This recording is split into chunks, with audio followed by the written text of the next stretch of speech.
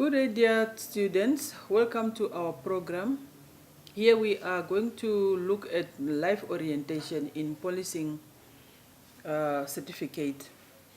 This is the contact session where it will assist the student for the 3 upcoming examination for 2019.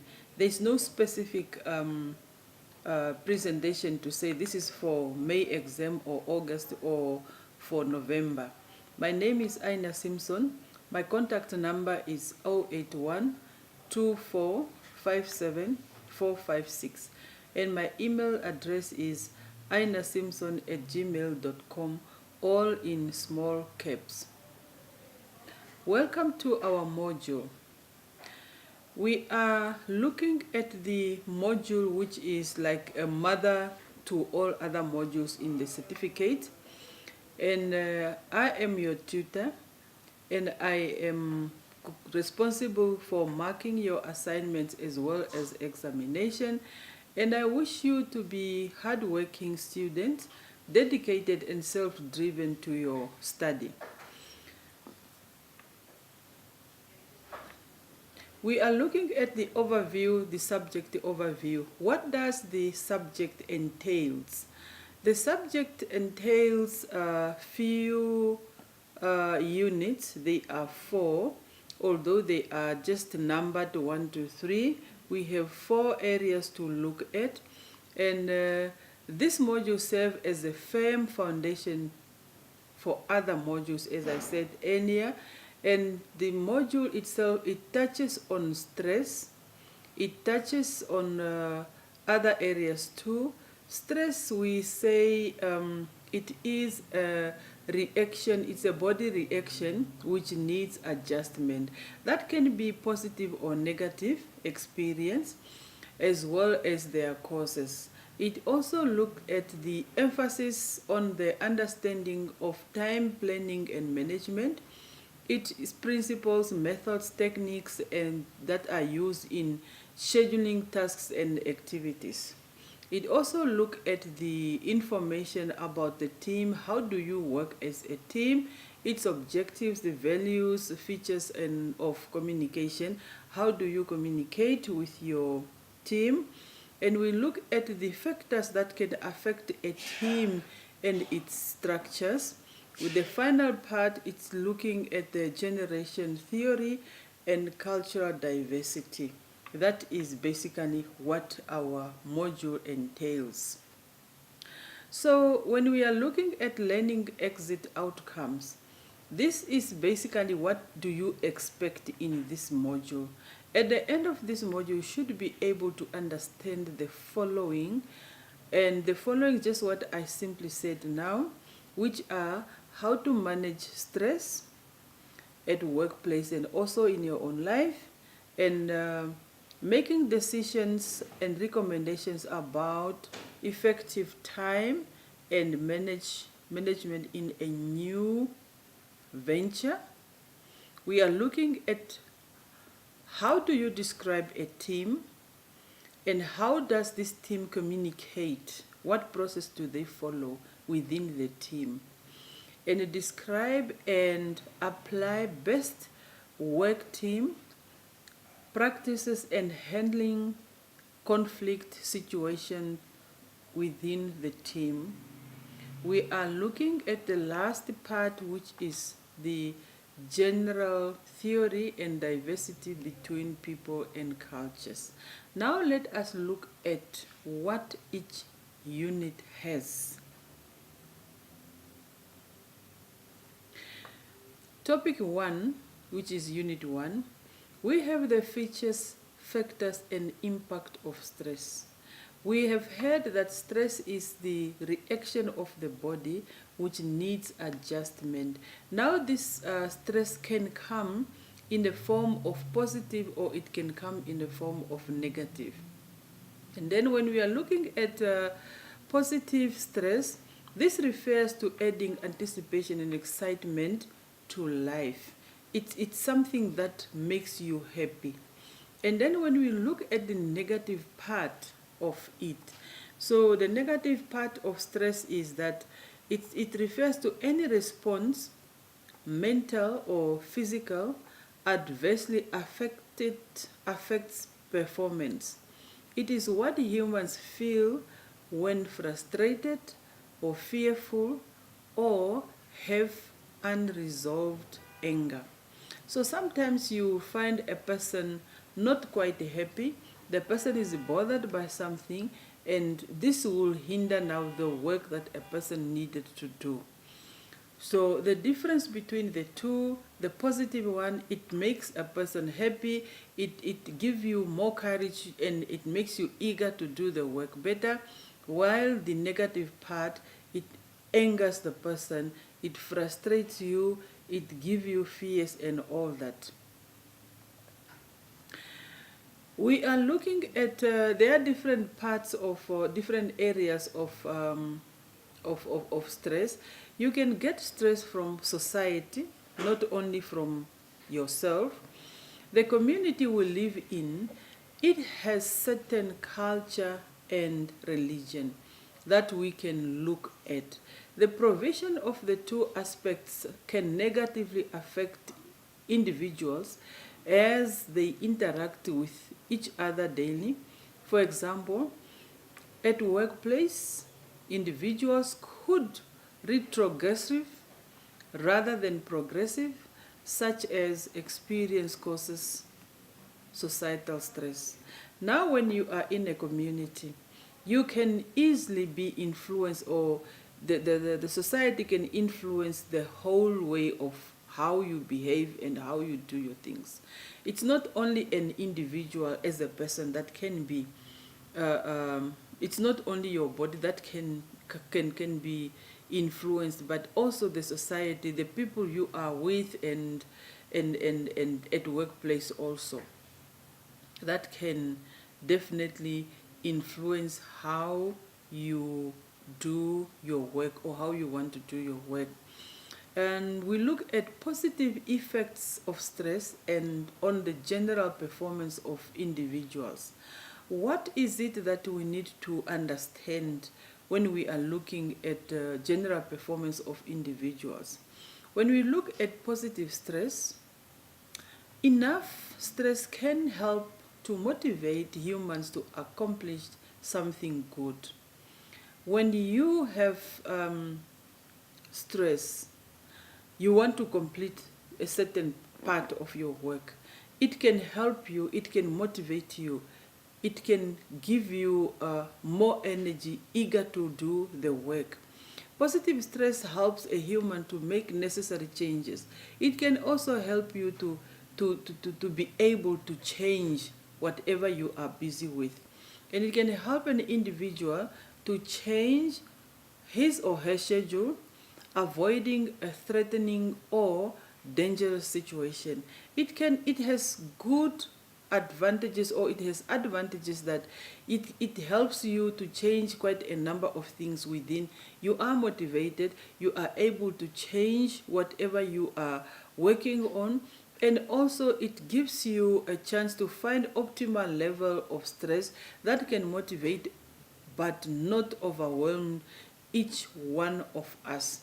So it's with the positive part, it all helps a person to do the work better.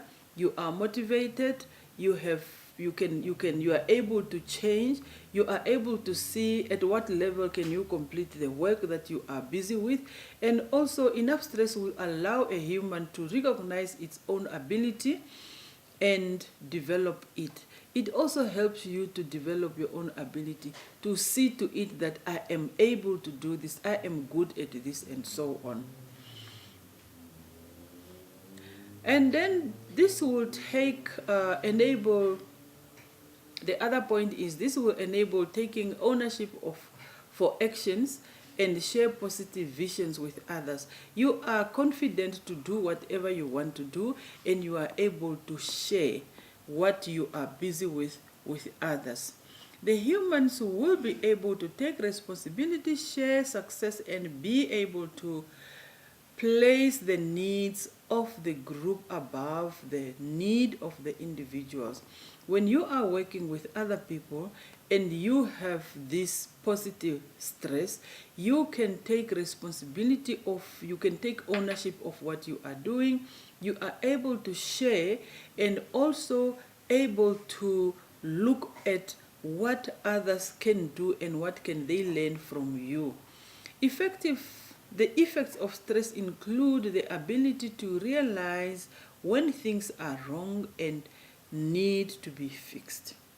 It also gives you time to look back as to what can be fixed and what is right and what is not right.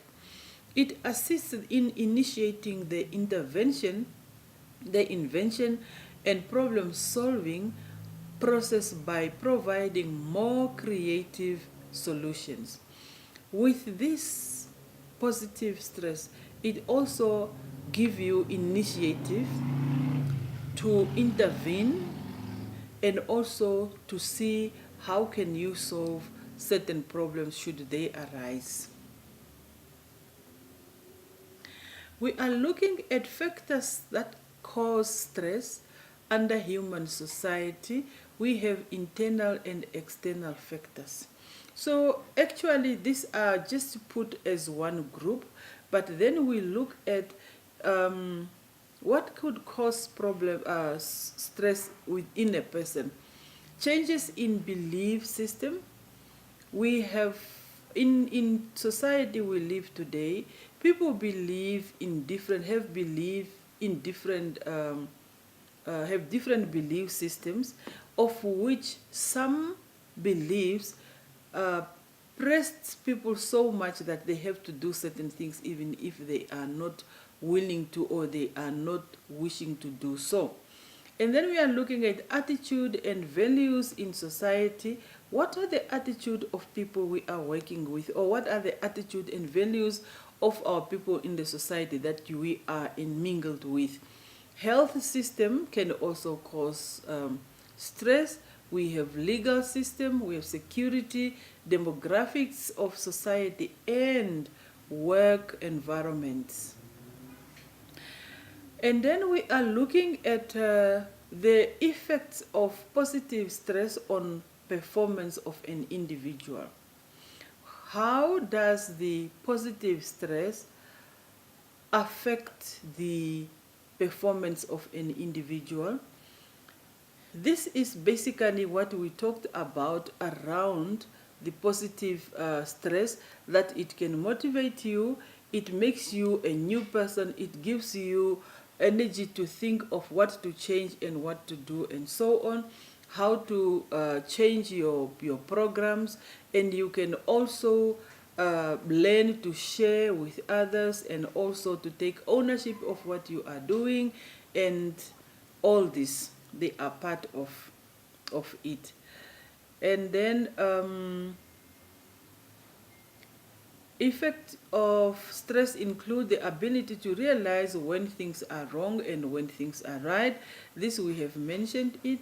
And then we are, for unit 1 or topic 1, we have heard of stress, which is the reaction of the body that needs adjustment.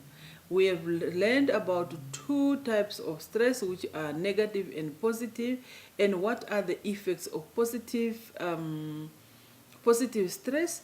What is good about it when we are talking about positive stress? It motivates you, it gives you courage to complete your work, you are able to share ideas with other people and all that. While the negative one, it really makes a person, it angers the person, it demotivates the person. So those are the 2 that we need to look at. And so by defining what positive stress is, it includes the same factors as what are the effects of positive stress towards a human being. And now we are looking at unit 2 or chapter 2, or we call it topic 2, aspects of time management. I want you to look at our module in this way. You start with yourself first, where we talk about stress. How is it good to you, or what is bad about stress? And then we look at the aspects of time management. How do we manage time? The importance of scheduling activities in the organization. When you are in an organization, you need to put time as the biggest factor. So we are looking at routines. Tasks are determined by the routine tasks are determined by your position in the organization, family ties, civic responsibility, and social obligations. So all this plays a role.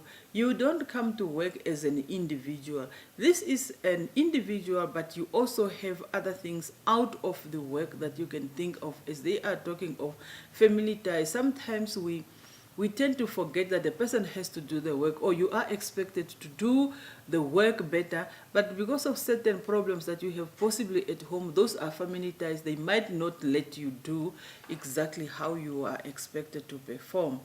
And then we are looking at types of interruptions that can be faced by an individual or supervisor at a workplace.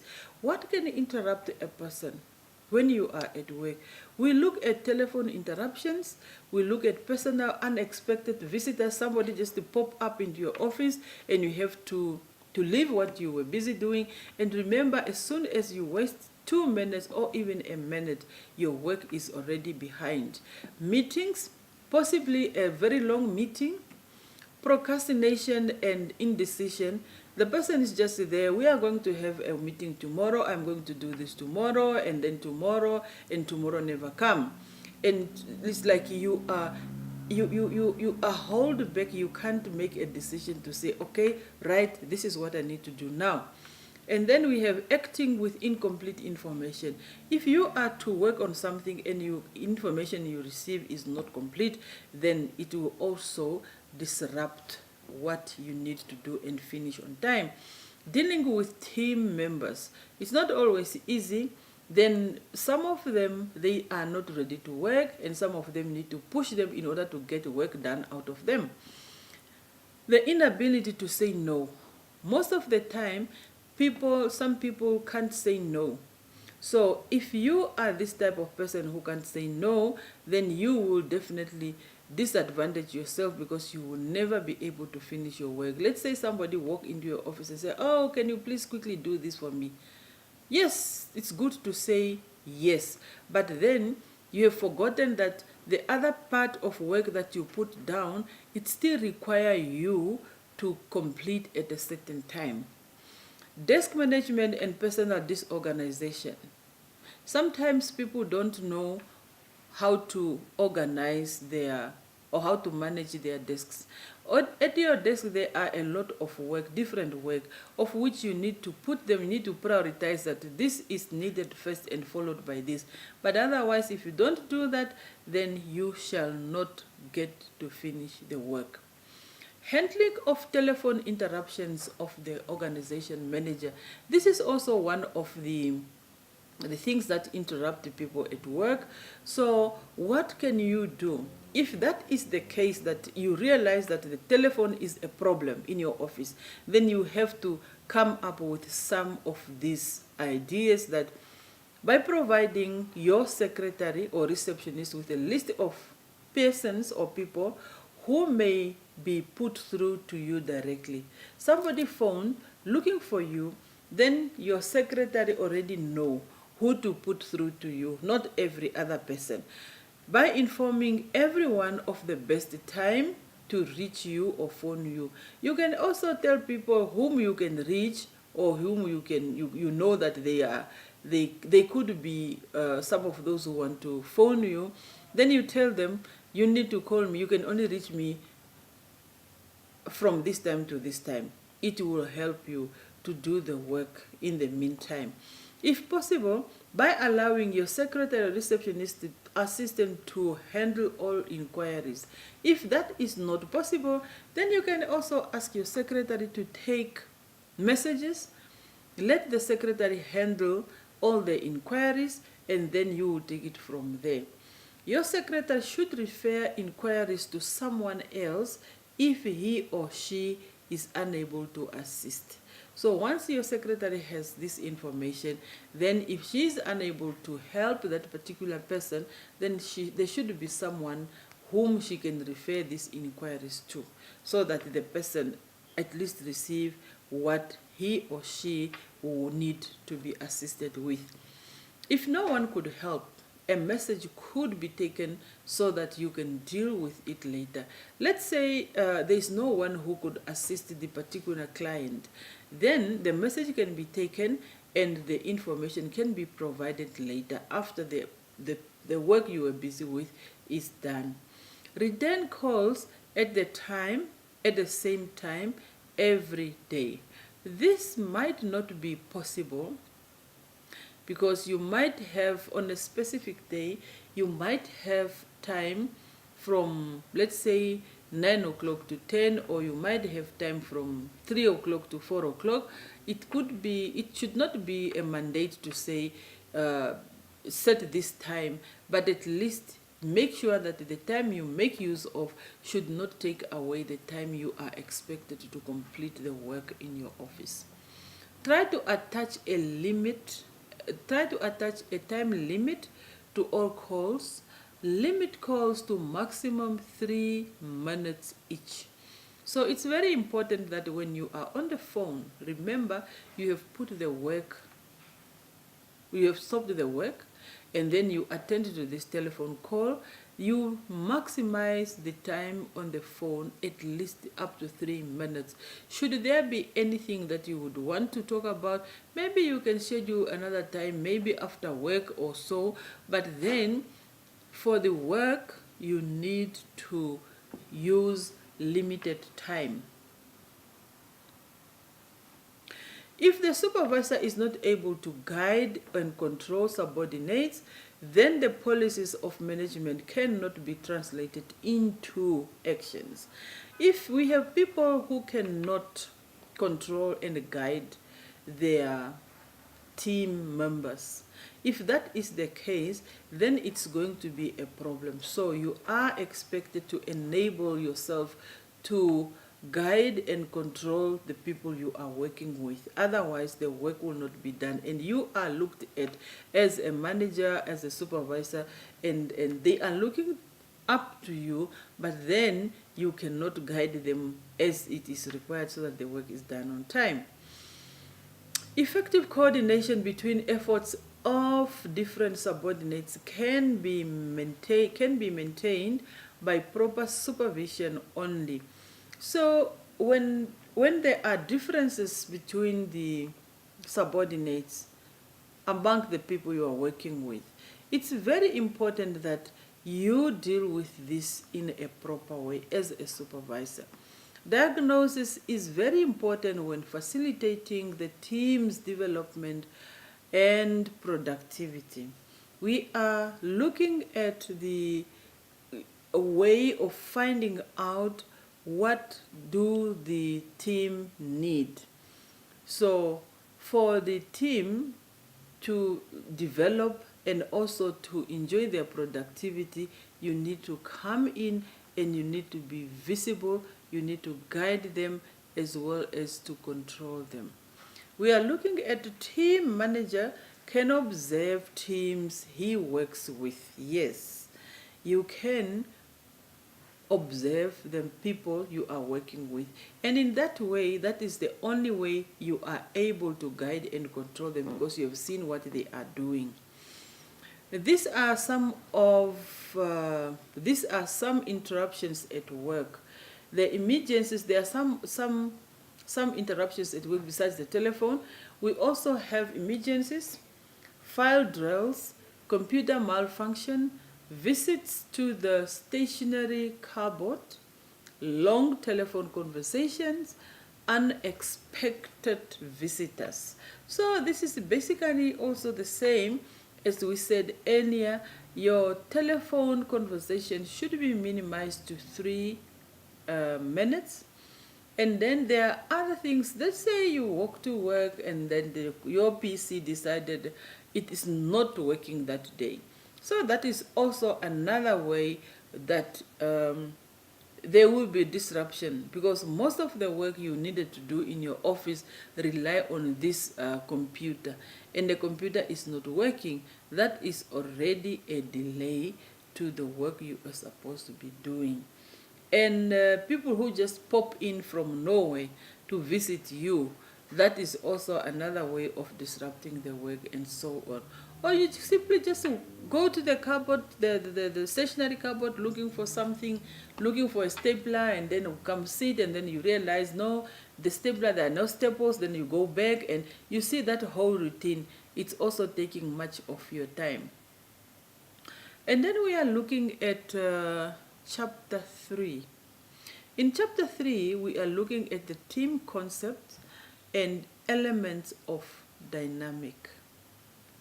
Approach that can be used to bring about good teamwork at business organization. What is it that we need to look at? How do we bring good teamwork at the business organization?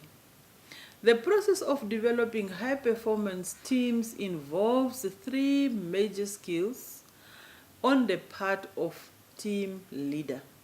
For any team to perform better, there are 3 areas that are involved.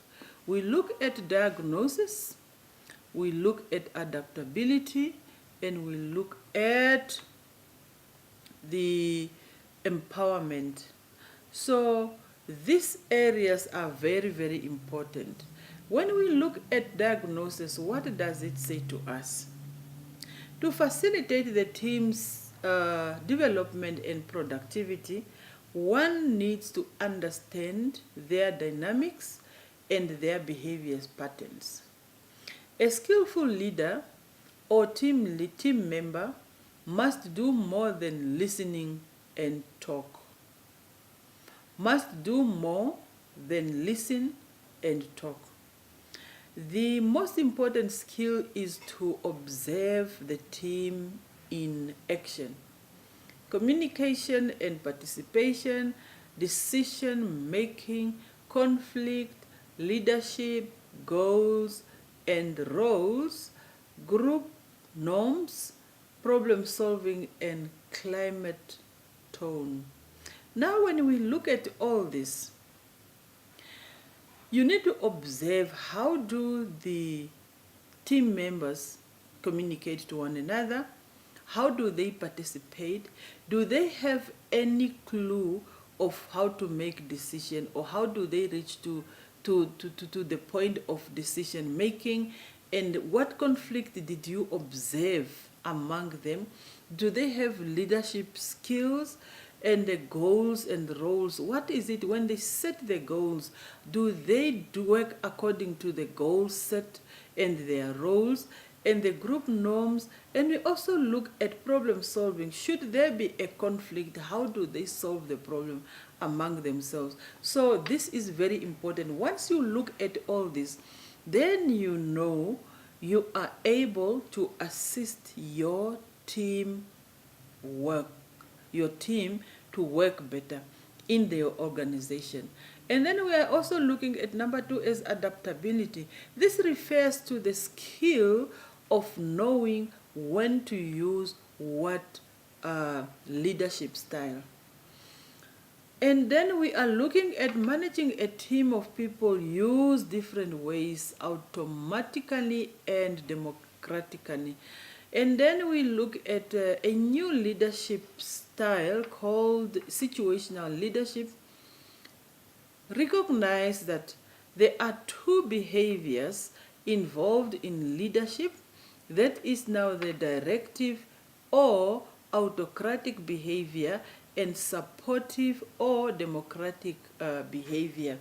Effective team leaders adjust their style to provide what the team can't provide for itself. Now when we look at adaptability, it's as it said earlier, it refers to the skill of knowing when to use what leadership style. So after you have diagnosed what they are able to do, you are now coming in to assist them and to guide them. And then you also look at what type of skills can one make use of, so that they adapt to the situation in which they find themselves working. And then what type of leadership are they, or what type of leadership do you want them to become? We are told of directive or autocratic behavior, or we have supportive or democratic behavior. So we look at that. Upon seeing what they are able to do, then you can also come in, because the whole idea is to assist with the leadership, so that you have a strong team in your organization. And then we are looking at the empowerment.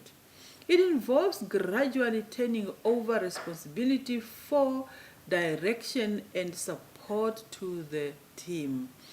You need to support the team. You need to give them, to encourage them, so that at least they take responsibility of what they are doing.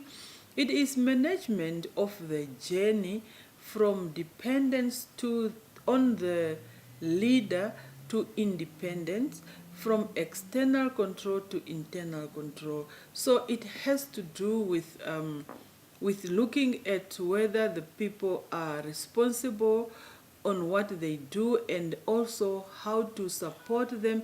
And then we look at the dependence we look at the journey. What journey do you want your people to walk in? Do they come from dependence on the leader to the independence, or is it the vice versa? So you need to work on whether you are able to control these people, or you are not able to control them, and what do you want them to become. Remember, we looked at diagnosis, we look at adaptability, and we look at empowerment. So people need to be empowered, so that tomorrow they are able to do the work on their own. Provide reasons as to why a supervisor should monitor employees.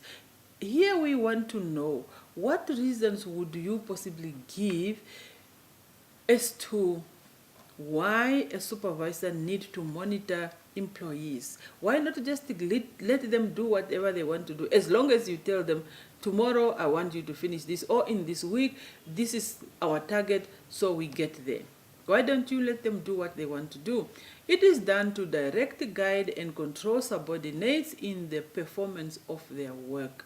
The reason is, when you do that, you direct them, you guide them, and you can also control to see who is doing what and what was done and not. It helps to put plans into actions towards the accomplishment of the organization goal. If the employees are not monitored, then the work will not be done. Possibly the work could be done, but not as the time given you need to finish. And also, it helps for the success of the organization. The success of the organization depends on the effective supervision. If you don't supervise, you don't look at what people do, then there could be no success, because you will have, your employees might turn out into different groups, where some will work and some will not work. So at the end of the day, if all did not work, then you might not reach your target as you plan to. And then we look at ways to manage time at an organization. You can manage time by having things like a to-do list, a diary, a planners, and many others. So where you indicate, this is what I'm going to do on this specific date. Or you write in your diary, this week we have a target of completing so much, or our planner is like this. Whether you do a weekly planner, or it's the monthly planner, or it's the quarterly, or whatever, but there should be ways in order for you to manage, or which enable you to manage the time. And then the importance of break activities into smaller sections. Why do we need to break the activities into smaller sections? The whole idea is that if you break this in smaller portions, you are able, they will become manageable, and also you motivate people to finish in a very short space of time. At the end of the day, the person will finish the work, and you will also see to it that the work is done, and all is the time effect was not a problem. But if you just say, we need to finish this by the end of this month, or in this month we have these activities, but nothing is set exactly to say what is to be done when and so on. The purpose of task scheduling, it helps it is to help ensure that what must get done get scheduled, and to be scheduled, and to be sure that the scheduled activity has been carried out. So the purpose of task scheduling, then you will know what is to be done and when can it be done, or what is to be done and when should it be finished.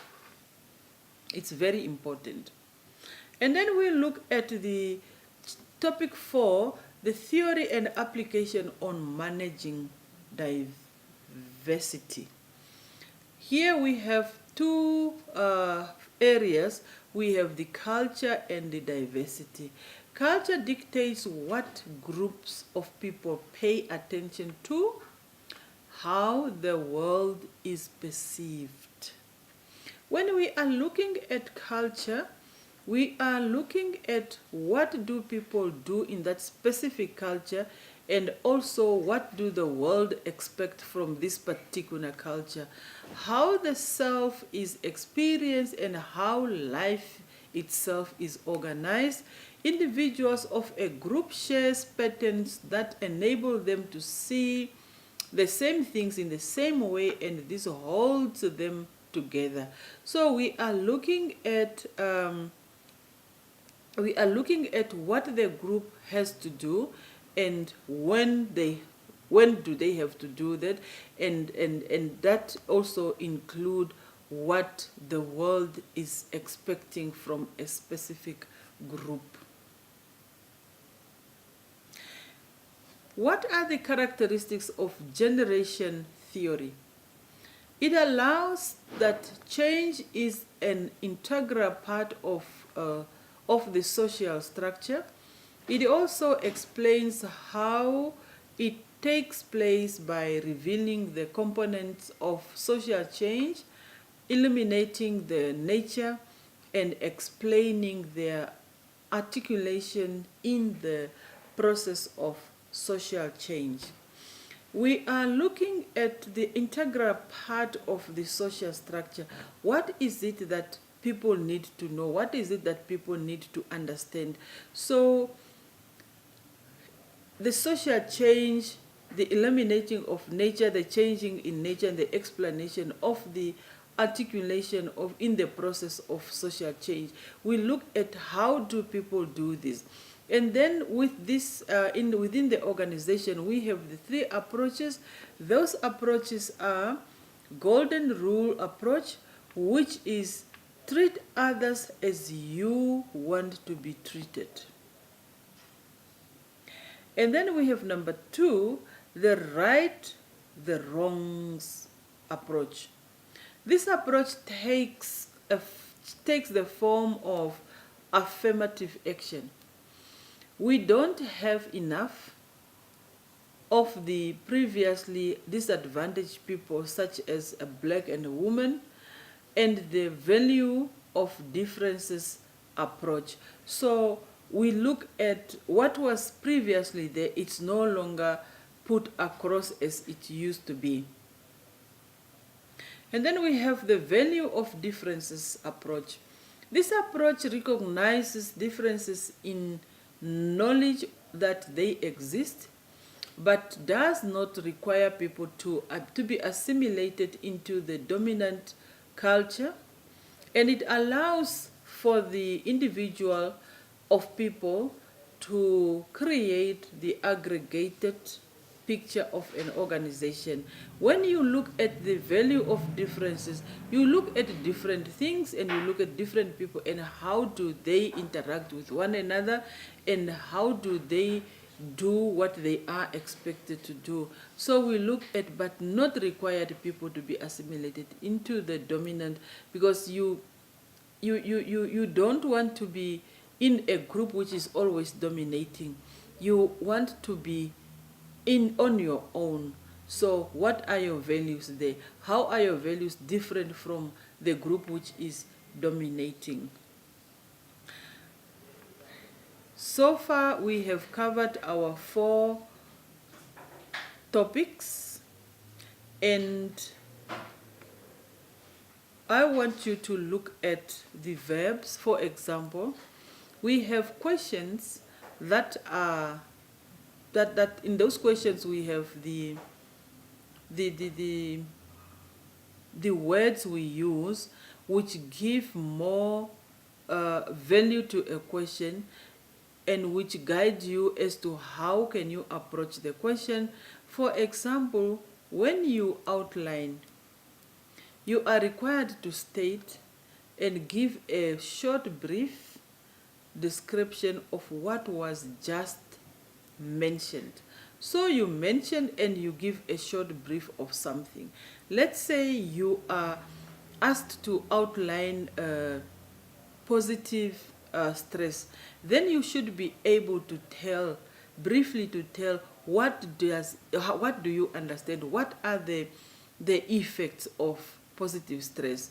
And then if you are asked to discuss, you are expected to give a clear description of the approach to be used to bring about good teamwork at organization. So which means you need to give a clear description of what it is.